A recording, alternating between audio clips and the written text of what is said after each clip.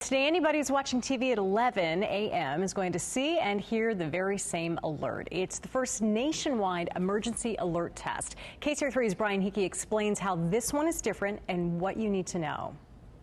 Well, this is our master control. It's the gateway of the station. Everything coming out of the building comes through this room right here, including the test, the emergency test that we were all used to hearing weekly and monthly. You hear that tone, you hear the message, this is a test. Well, what's different about this test is this is the first time the emergency alert system has been tested on a nationwide basis, from ocean to ocean, border to border, across the entire country. They will be firing off this system at exactly the same time, 2 p.m. East Coast time, 11 a.m. our time.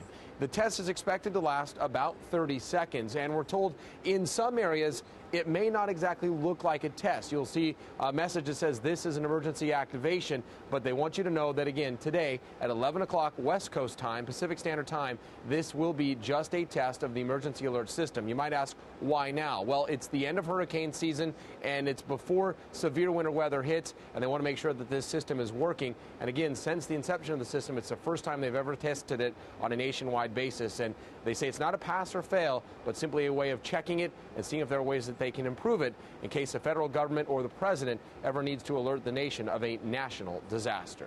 In Master Control, I'm Brian Hickey, KCRA 3 reports.